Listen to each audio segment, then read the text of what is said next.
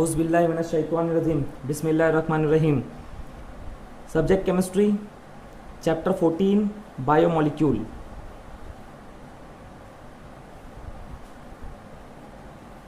Now today we will see the classification of protein. Proteins are classified as fibrous protein and globular protein.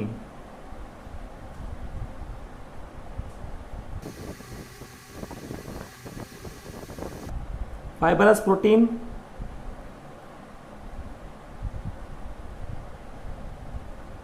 globular protein. Fibrous protein are insoluble in water. Fibrous proteins are insoluble in water.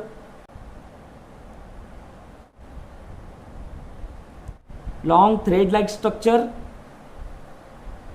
and they tends to lie side by side to form fiber. Whereas globular protein, they are soluble in water. The aqueous solution of globular protein can be basic, acidic or salt. The aqueous solution, as they are soluble in water, so the aqueous solution may be acid, base, salt.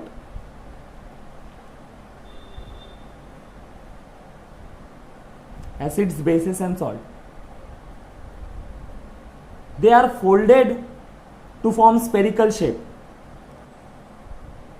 Spherical shape.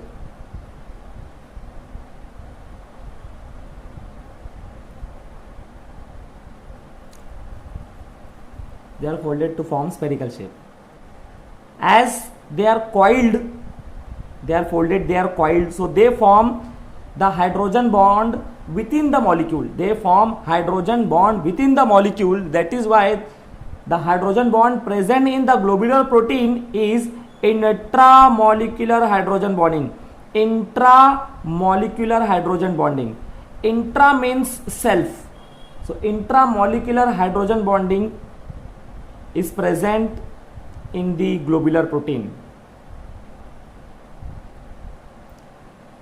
and have weak intermolecular force as compared to fibrous protein. That means in fibrous protein they are like a thread.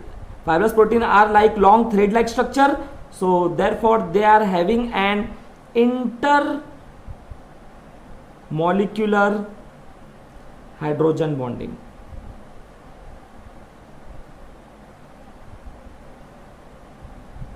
Intermolecular hydrogen bonding. And intermolecular hydrogen bonding in globular protein are weak, and fibrous protein intramolecular hydrogen bondings are weak. Now examples of fibrous protein: collagen in tendons,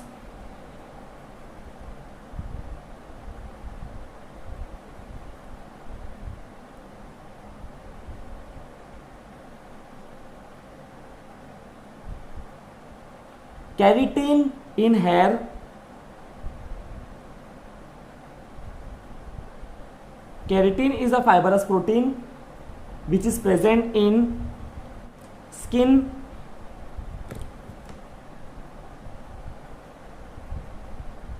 nails, horns,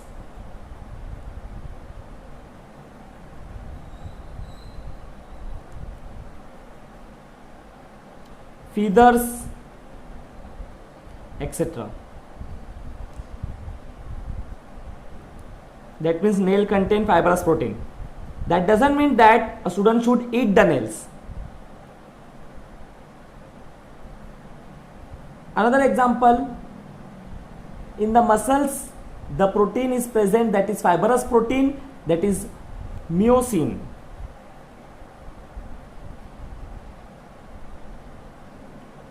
Myosin is a muscular protein that is present in muscles.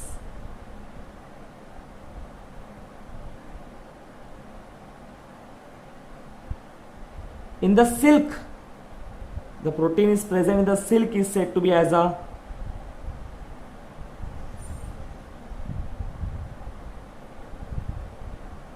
fibrion in silk. The example of globular protein, many hormones like insulin,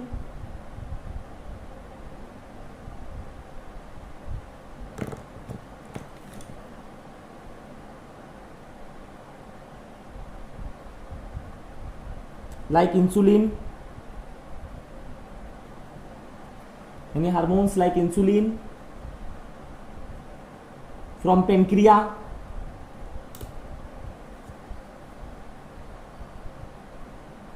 This is from pancreas.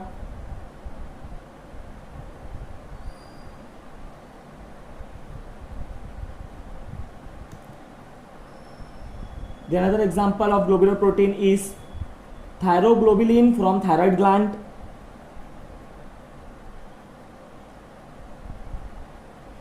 Thyroglobulin from thyroid gland.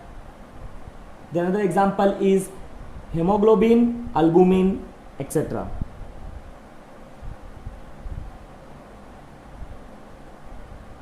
Hemoglobin, albumin, egg albumin, you know very well, the white part in the egg is albumin, is said to be as albumin, and that is pure protein, that is globular protein. This globular protein, the function of this globular protein are related to regulation and maintenance of the life process.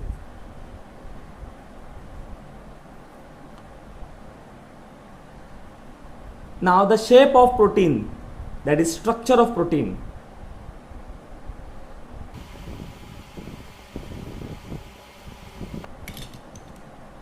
The shape of proteins molecules are result of 4-level structure of protein. There are 4 types of structures of protein. There are 4 types of structures of protein.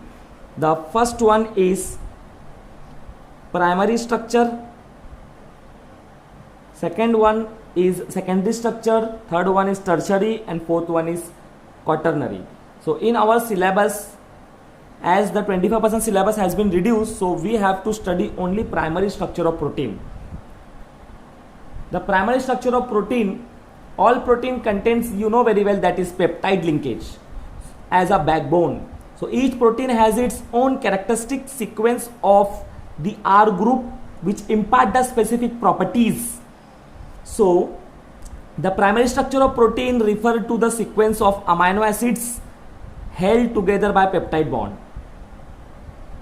You know very well what is the structure of alpha amino acid. This is acidic functional group, amino functional group, hydrogen and R substituent which is going on changing, so the alpha amino acid get changes. We will see the primary structure of the protein. Try to assume that I am keeping over here, and there is the elimination of water molecule will takes place from 2 alpha amino acid, 2 or 3 whatever number I will take. So one of the hydrogen will be getting detached from here, and OH of the amino acid will be getting detached. So if I suppose assume that this alpha amino acid is over here, so the OH of one of the amino acid will be getting eliminated, and hydrogen of the another alpha amino acid will be getting eliminated of the N terminal, and OH from the C terminal. So H is released over here, hydrogen, say for example this is R dash, one of the kind of alpha amino acid. The OH is eliminated from here. Now another alpha amino acid we will put over here, that is NH2. So H of another alpha amino acid and OH of the C terminal chain will be forming a water molecule. The remaining will be drawn. R double dash, C double bond O, and so on. We can add up n number of alpha amino acids.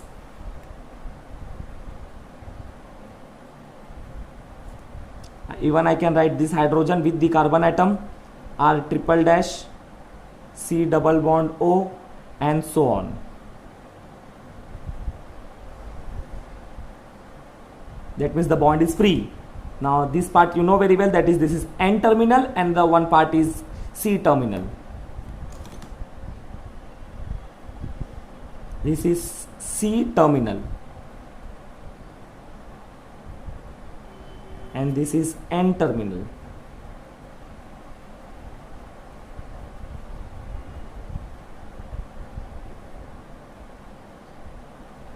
Representation, structural formula, and as representation with the amino acids, symbols of amino acids, if I say that this is alanine, so I will write over here as a CH3, but in terms of name in the textbook has been given, so you can observe that ALA, alanine. The another amino acid, maybe it is glycine, GLY. That means for alanine here R will be CH3, for glycine the R double dash will be hydrogen. The another amino acid will be serine, that is CH2OH, CH2OH, and so on. It can be substituted. TYR. What is TYR? That is tyrosine, that is parahydroxytoluene, tyrosine. The R substituent group is parahydroxytoluene, tyrosine. Again glycine, GLY. Again there is a glycine. This is one of the protein molecule into which there is n number of amino acids. Lysine. Lysine is one of the basic amino acid.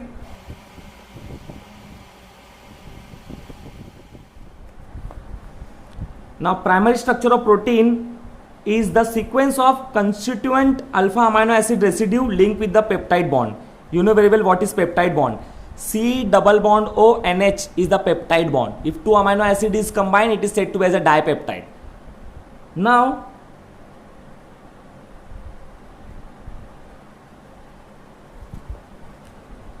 it can be understood that write down the structure of amino acid constituting the following peptide bond. Now they have asked us that what type of structure of amino acid could be. Try to understand that if suppose this is NH2 and this is COOH and this is CH3, that means this part is alanine, this part is alanine, and this part NH2COOH and CH2OH, this is serine, this is what? Serine, and NH2COOH CH2SH, CH2SH.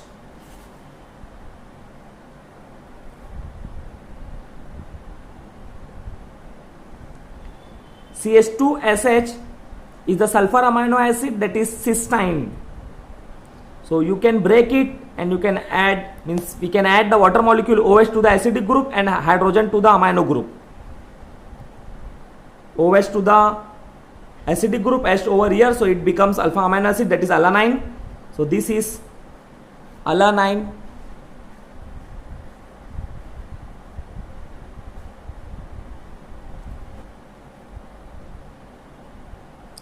Cysteine, this is serine.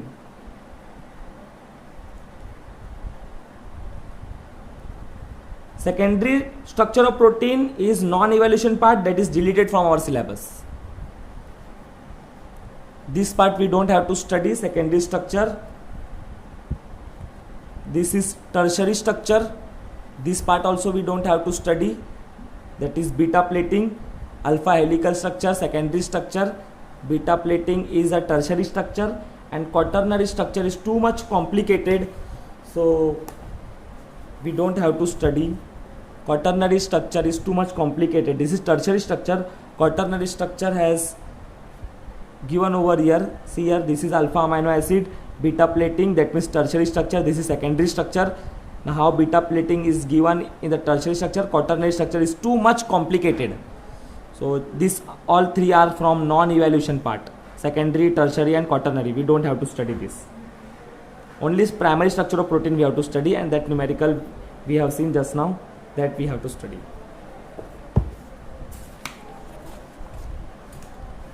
Now we have to understand the next topic, that is denaturation of protein. Denaturation of protein, try to understand. In a simple language, if I will say that egg, you have seen the egg at your home. In the egg there is a liquid part, that is semi-fluid, semi-solid you can say. That egg contain white part, that is albumin, and the yellow part out of which the chicken is actually formed, from the yellow part of the egg. So from the yellow part of that egg the chicken is formed, and the white part is the full of protein. If you boil the egg at high temperature, that is at 100 degrees Celsius, you know how the eggs are boiled in the boiling water. You have to take the water in a vessel and you have to start heating the water, and simultaneously the egg is added into the water. Slowly the temperature will be rising and water will be start to boil. The egg is boiled in the boiling water for few minutes. After some time, 10 minutes or 15 minutes, now the egg is ready to eat as a boiled egg. If you open the cover of the egg, you will see that all the egg which was in the liquid form or semi-solid form, now it is solidified. Now as you have raised the temperature till 100 degrees Celsius, now you keep in the freezer, refrigerator, now you decrease the temperature. You will not get the egg as it was before in a liquid state. Why? Because the secondary structure of that protein has been broken down. Secondary structure of the protein has been broken down, and that protein is said to be as an coagulated protein. It is coagulated. Coagulation means jam jana, something which is said to be as a jam jana. And as it is said that denaturation is the process by which the molecular shape of protein changes without breaking the amide peptide bond that forms the primary structure. Denaturation means what? The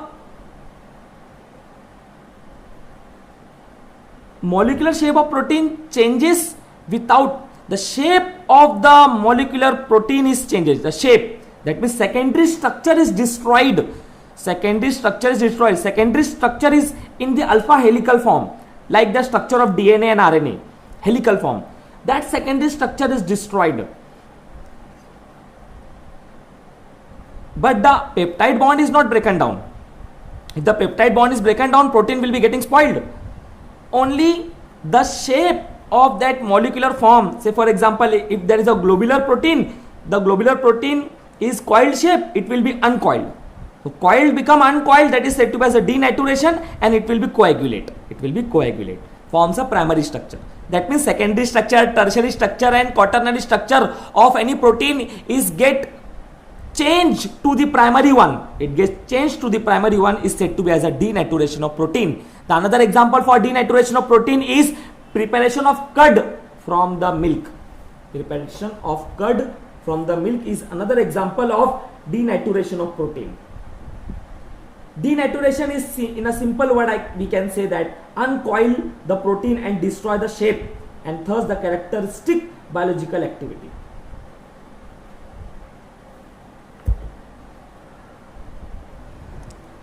Then the next part is enzymes. Enzymes part has been given to you. Enzymes part has been given to you. Try to understand the enzymes part. Actually, it is not important from the exam point of view, but then also you please pay attention toward the enzymes part.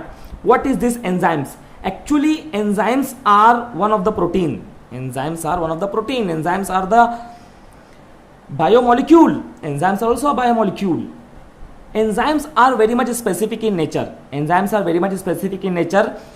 Try to understand what are the enzymatic reactions. As all enzymes are protein, enzymatic reaction, thus the reaction which happens in a second and not 1, 2, 3 reactions. The reactions are of thousands of reaction, lakhs of reaction. One of the enzymes present in on our heart, that enzymes convert the glucose molecule. In 1 second 6 lakh reaction is taking place. In 1 second 6 lakh reaction. So the heart get energy. That reaction is done by the enzymes. Enzymes are very much pH specific, temperature specific. If the temperature of the body changes, and the working and the function of the enzyme changes. So they are also called as biological catalyst. Example, insulin, an enzyme secreted by pancreas. Insulin is one of the enzymes that is secreted by pancreas, and you know the function of insulin, control the blood sugar level. Amylase is another enzyme present in the saliva. Hydrolase in the starch. So chemically enzymes are protein. Every living cell contain at least 1000 different enzymes. One living cell, every living cell contain 1000 different enzymes. Most of the enzymes catalyze only one reaction or more, or one group of similar reaction. They are highly specific. They react in a lock and key model. Try to understand what is lock and key model. Say for example, this is substrate, this is the active site, this is A, this is B, will give you product. I repeat again, this is A, this is B, will give you product.